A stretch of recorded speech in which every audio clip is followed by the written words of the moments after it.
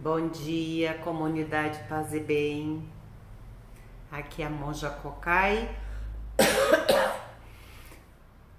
que orienta a prática espiritual no Zen Vale dos Sinos, aqui na cidade de São Leopoldo. A gente tem esse encontro toda terça-feira de manhã, bem cedinho. Perdão. E eu faço esse vídeo na segunda-feira à noite ou durante o final de semana. Semana passada eu estava conversando com vocês a respeito do questionamento que um rei, né, o Ajá, eu sempre, esses nomes indianos são tão complicados, né? Mas esse rei Ajatasattu, né? Eu estava contando a história para vocês que na época que ele era príncipe, ele estava sendo muito mal aconselhado e ele chegou ao extremo de prender o pai dele, colocou o pai em prisão domiciliar para ser o sucessor desse pai. Ele era tão ambicioso que não esperou o tempo certo, isso ia acontecer. O pai dele era um rei muito justo, o rei Bimbisara, que até hoje na história do budismo ele é muito citado. Ele deixou grandes contribuições, ele auxiliou financeiramente sustentar essa religião, sustentar os monges e as monjas. Isso já na época que o Buda era vivo, né? Foi o budismo fundante teve esse apoio. Talvez se não fosse o rei Bimbisara, o budismo não tinha sido alavancado, né? Mas então esse rei foi ter um encontro com o Buda porque ele estava muito atormentado pelo remorso, né? E aí ele chegou no Buda, foi ter uma entrevista com o Buda e perguntou alguma coisa que pelo jeito já estava há muito tempo ele questionava. Não era só ele, era questionado na época, que as pessoas ficavam intrigadas, mas que benefícios tão poderosos que o Buda, né, exerce para que tantos jovens largassem suas famílias e o seguissem, né? E aí uma das coisas que foi assim impactante para a época, uma quebra de paradigma, é que o Shakyamuni Buda não discriminava castas, né?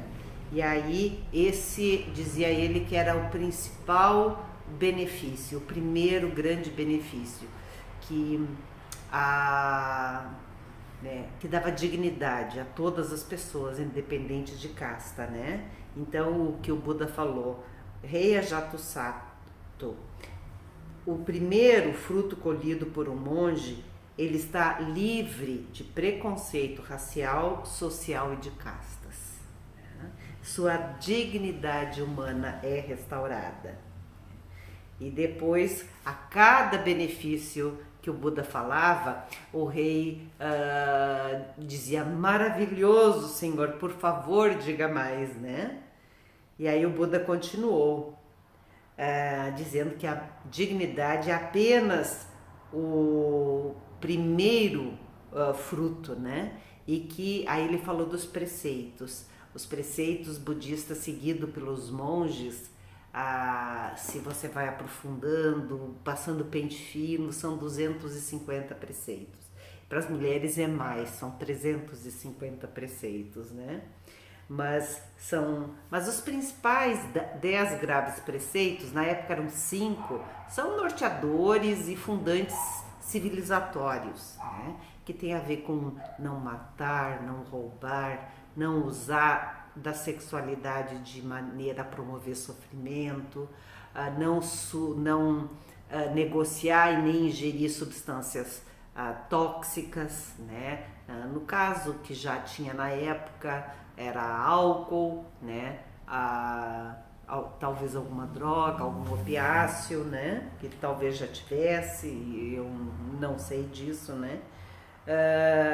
E não matar, não roubar, não mentir, né? Essas coisas, né? Que são comuns em todas as religiões, não é? Nós, no cristianismo, temos os 10 mandamentos, né?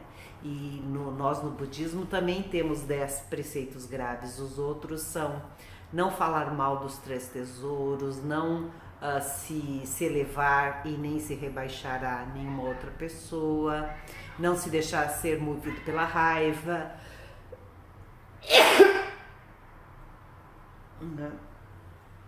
E assim sucessivamente. Daí o Buda falou dos preceitos, né? E aí dizia ele assim, as pessoas que não mantêm preceitos são mais facilmente desencaminhadas. Ou seja, é importante, necessário, já desde pequenininho, né, ter bons modelos, ter boas influências, ter bons, né, ter primeiro bons pais, depois bons professores que possam conduzir, né, introduzir esse ser, né, inicialmente na civilização, mas introduzir na civilização necessariamente não é seguir ipsis literis as injunções culturais da sociedade, porque tem coisas que nem são tão... Por exemplo, a gente vive numa sociedade capitalista, né? E facilmente a gente vai induzir a educação para escolher uma profissão que possa ter dinheiro, e aí vai estimulando muita ambição, muita competição, e a nossa sociedade é uma sociedade que é altamente consumista e altamente competitiva. Então, às vezes, a gente tem que ser um pouco contra a cultura, né? Questionar o que realmente é uma base de uma boa personalidade, né? Uma das primeiras coisas que a criança precisa aprender, precisa suportar é a frustração, que ela não vai ter todos os desejos atendidos, né? Que as coisas não acontecem no tempo dela, que ela tem que aprender a esperar, né? Mais ou menos o que faltou para o Ajatasattu, né? Para esse rapaz mimado, né? E depois a mãe dele contou para ele que o pai dele, o rei Bimbisara, mimava ele demais, né? Atendia todos os desejos dele, né? E quando ele ficava doentinho, esse pai ficava desesperado, virava à noite cuidando do filho, né? Um pai muito amoroso, mas talvez tenha pecado pelo excesso, né? As privações, elas se caracterizam pelas faltas e pelos excessos. Quando uma criança ela é cercada de superproteção, você a está privando pelo excesso. Excesso de cuidado vai criando um ser que espera que tudo aconteça, que tudo caia na mão dele, né? Vai às vezes muito temeroso, né? Muito passivo, né? E muitas vezes as necessidades são prontamente atendidas e privando esse serzinho de fazer contato com a falta dele, com a necessidade dele, e vai perdendo essa capacidade de ter gana de querer conseguir uma coisa. Aí tudo é muito difícil, né? Tudo exige muito esforço. Muito bem. Então, disse o Buda, né? As pessoas que não mantêm preceitos são mais facilmente desencaminhadas. Então, os preceitos são meio que um norteador, né? Podem cometer crimes, tais como mentir, embebedar-se, cometer abuso sexual, roubar e até mesmo matar. Eles causam prejuízos cruéis sobre suas mentes e corpos agindo dessa maneira. Além de provocar sofrimento no outro, provoca sofrimento em si mesmo, né? Então, aí o Buda falou dos preceitos, né? Esses norteadores de uma vida com uma vida com um bom caráter, né? Para formar pessoas de bem, né? Não o cidadão de bem, vejam só, né? Uma pessoa completamente adaptada ao sistema, que não questiona nada, né? Que tem todo o respeito e reconhecimento da sociedade, necessariamente não é uma pessoa de bem, né? Porque às vezes ela está movida por interesses próprios e de sua categoria, dos seus, dos que estão próximos. A gente sabe que as coisas às vezes funcionam, cada um puxa o assado pro seu lado, né? Né? E a gente sabe que às vezes o cobertor fica curto, né? E vai aquecer só aqueles que têm mais privilégios. Aí o Buda falou que majestade, um monge não possui mais do que 3 mantos e uma tigela de mendigar. Ele não teme perder suas propriedades ou ser roubado. Ele sabe que não será atacado à noite por pessoas querendo roubar seus bens ou fortuna.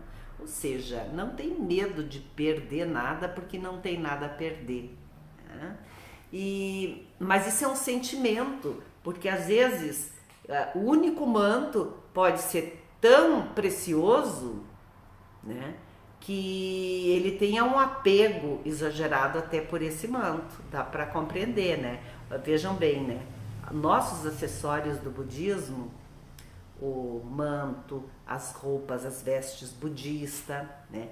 A gente até faz adaptações, mas nunca fica como uma peça que vem originalmente do Japão. Isso vale desde o sininho até as imagens, os incensários, tudo que vem do Japão, porque lá existem empresas, famílias especializadas em a fazer esses instrumentos de uma maneira muito artesanal. Nem sempre ela é produção em série, né? Mas são peças belíssimas. Eu comparo com as peças que ficam em cima de um altar, né, católico, aquela taça do vinho, a taça onde vem a hóstia dentro, que ficam guardadas dentro de um relicário. São peças muito preciosas, né? E que a gente vai fazendo adaptações aqui.